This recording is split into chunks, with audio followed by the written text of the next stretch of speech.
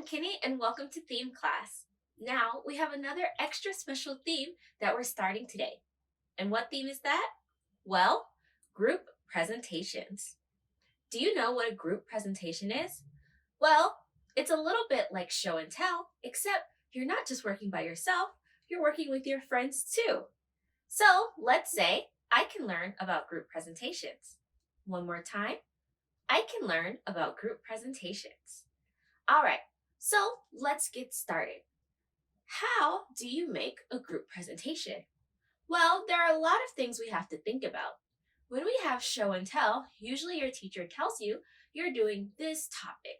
Maybe your show and tell is about animals or about cooking or about showing off a dance. And then you pick something that you like that has to do with that topic. You practice at home and then you show your friends. Or maybe it's about bringing in one of your favorite things. You can bring in a toy that you really like, show your friends all about it, how to play with it.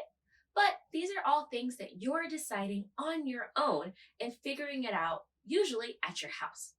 Now, a group presentation is different. This is something that you're working on with your friends from your class, and you have to figure it out in class. Our group presentations can be about anything we've learned this year, or maybe something that you wanted to learn a little bit more about, but we didn't quite get there. That's what we're going to figure out. But because you're not working by yourself, you have to make sure you're being a good listener and explaining yourself very well when talking to your friends. Let's say I really liked learning about oceans this year, but maybe my friend who's in my group really liked learning about animals. But our teacher said we can only pick one topic for our group presentation. Well, I want oceans. They want animals. What can we do? Well, you have to do something called compromise. Compromise means you come to an agreement. Maybe you don't get your whole idea and they don't get their whole idea, but you find something in the middle that works for you both. Sometimes we really like our idea and we don't want to change our mind. That's called being stubborn. But being stubborn doesn't work very well for a group presentation. Because let's say I say, oceans, oceans, oceans, and my friend says, animals, animals, animals. If we keep going over and over and over, we're going to run out of time to even make our presentation. Instead, we can compromise. If I say, well, I really like learning about oceans because it was very exciting. And they say, I really like learning about animals because I had a lot of fun. Well, are there animals that live in the ocean? Yes, fish. Maybe our presentation can be about fish. Do you see how we took some of my idea and some of their idea and put it together? That was our compromise. So, coming with that idea, let's make a presentation about fish. Now, when you want to do a presentation, the first thing you have to do is research. That means you're going to learn more about your topic so that you have lots of things that you can tell your friends. Well, if our presentation is going to be on fish, then we've got to pick what fish we're going to talk about and learn some facts about it. Now, there are lots of ways you can do research. You can watch videos, you can look on the internet, or you can look in books. And that's what we're going to do today. So I have two books. One, this one, my first animal encyclopedia, and this one, the first big book of oceans. Since we're combining oceans and animals, I figure we can find something that's in both of these books, and that's the fish we can pick. So let's start with our encyclopedia. Now, an encyclopedia usually has a table of contents in the beginning that helps you find the page you're looking for. Now, I want fish. Mammals, birds, reptiles, amphibians, creepy crawlies. Oh, fish. Look like they start around page 142. Let's find, 139. Oh, here we go, 142. Fish! Wow, look at all the different fish. Deciding which one is going to be a little bit tricky. Well, we all know my favorite fish is the whale shark, but this presentation isn't just about me. It's about all of us, so I shouldn't just pick my favorite animal. I should see what seems cool and interesting that we can have a lot of fun with.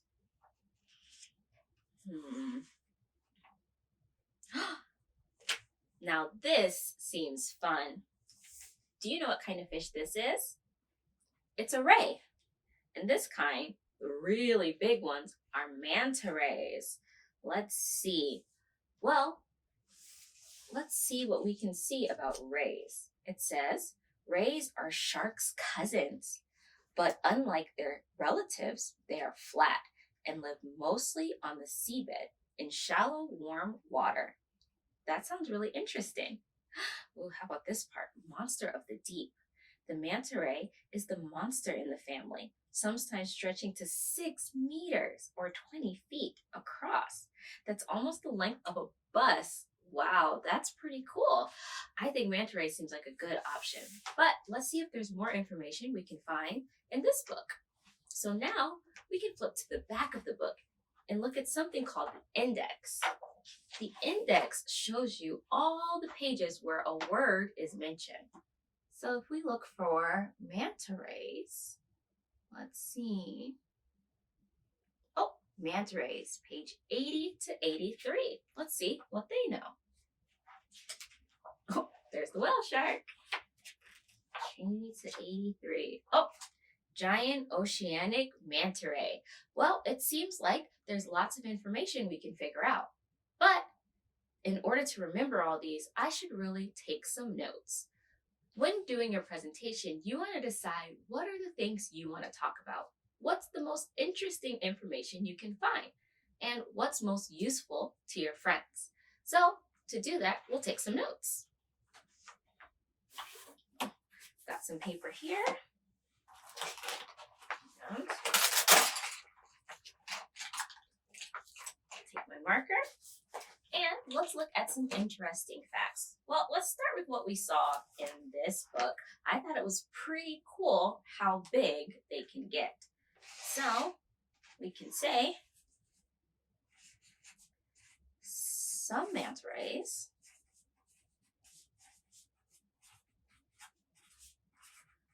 are 6 meters across.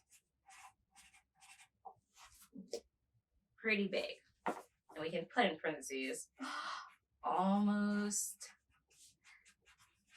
the size of a bus. Because I thought that part was really cool. All right, what else was interesting? Oh, that they're sharks' cousins. That's pretty cool. Rays are sharks' cousins.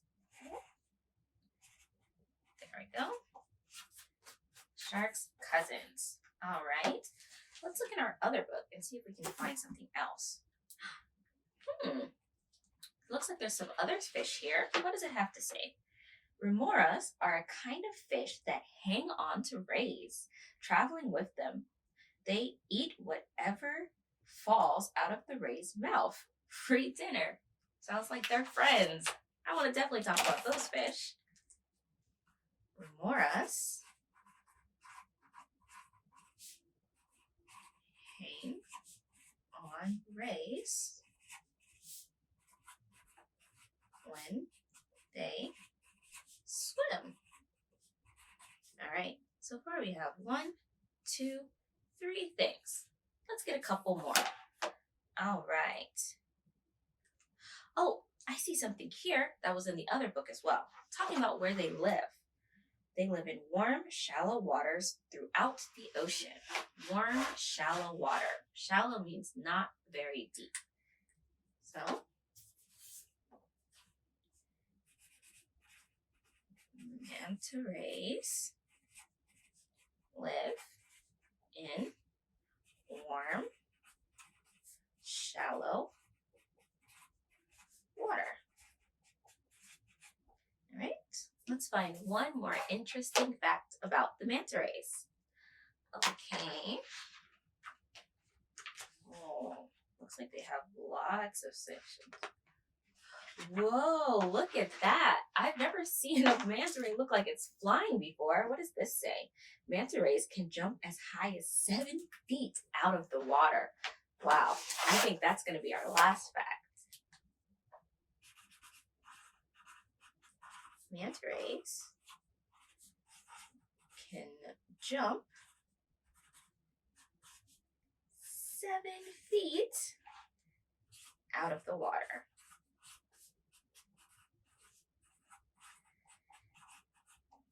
All right, so we're going to keep this information and it can help us when we're going to make our poster. Now, we don't want to just make a poster for our presentation. It's fun to get creative and make something else as well, depending on what you like to do. So maybe if you really like drawing, you can draw a nice picture, maybe a huge picture showing how big the manta ray could be. Or if you like building something, maybe you can build using blocks or Legos, something that looks like an ocean habitat where the manta ray lives. Now, I like making things out of clay and painting, so I think for my presentation, if it's okay with my group mates, we can make a model of a manta ray. So let's try to do that now. See if we can quickly make a manta ray model. However, I forgot to get clay. But you know, you can actually make your own clay out of things that you can find in your house, like flour and salt. That easy. Just add some water. So, to make this clay, I'm going to take this flour, use my scissors,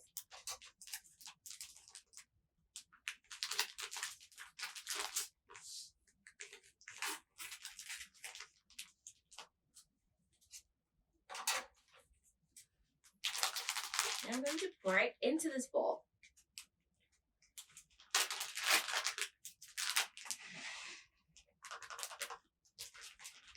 I'm only going to use half of it since I'm only making one model.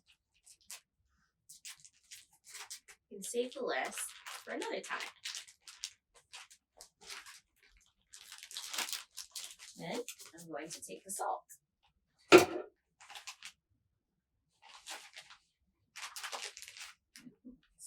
it. And I'll use about half of the salt.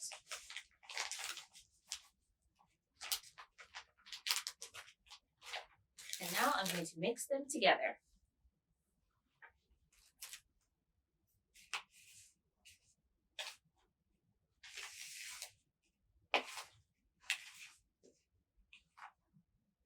Looks good. Now I'm going to add water. So for this, you just want to add some at a time until you get the right texture and consistency.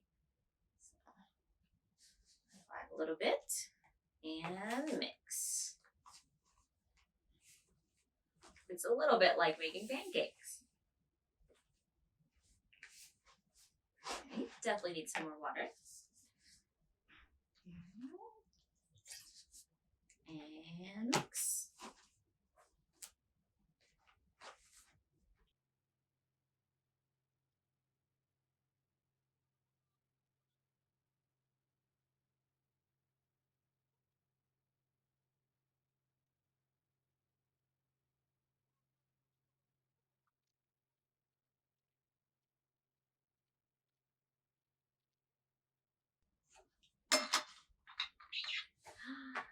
Mix, mix, mix, mix, mix. Okay.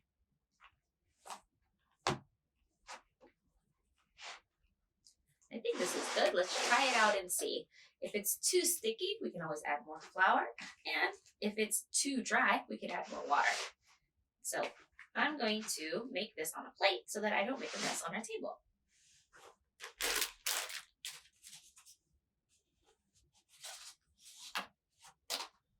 All right, let's see.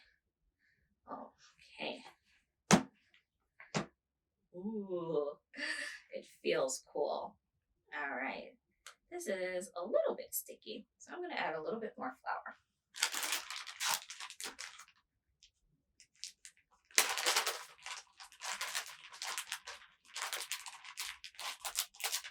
Let's try that. This time, I'm going to mix it with my hand. This is called kneading.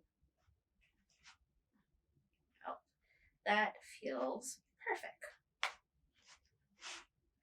All right, I'm going to take this part.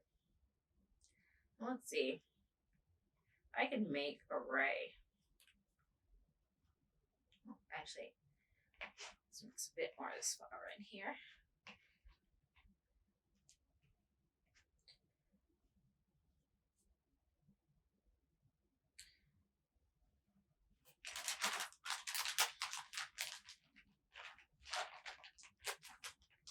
Knead it a little bit more.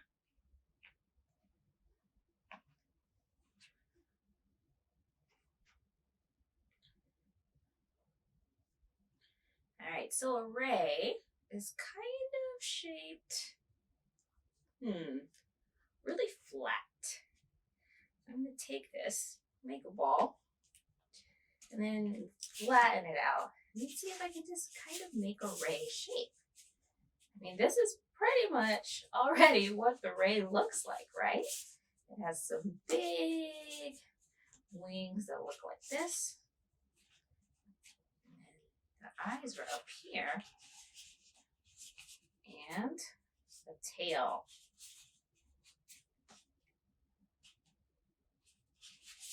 What do you think? Looks pretty good. All right, 1 second. I'm going to clean my hands and then we're going to finish up with this ray. Okay, now I'm ready to paint it. Rays are usually black or dark brown with some gray and white on them. So I think I can use just a little bit of black and a little bit of white. First, I'll put a little bit of my black paint here and a little bit of my white paint here.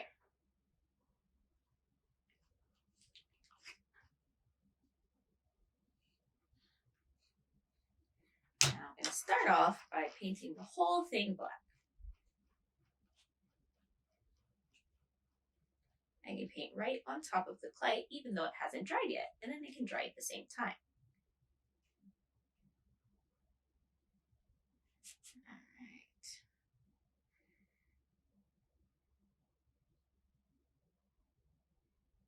Looking pretty good. This is a very fast and easy way to make your presentation just a little bit more special. But like I said, you can do whatever kind of things you like.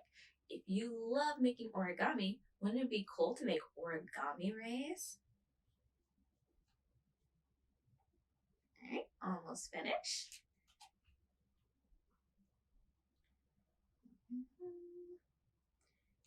Little on the top. Okay, that looks pretty good. All right, now I'm going to add some white here for some details. Maybe some white. And often some white spots or some gray spots here. So if I just put the white on, it'll mix in and turn gray. Now on this side,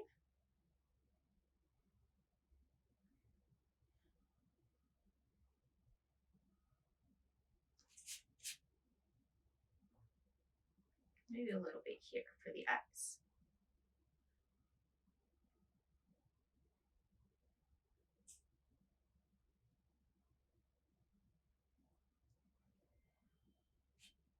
All right, and that's my ray. Well, now that I've made a ray and I've taken lots of notes, I think we're about ready to finish up our presentation and present it. But we'll work on that in the next video. All right, guys, thank you so much. See you.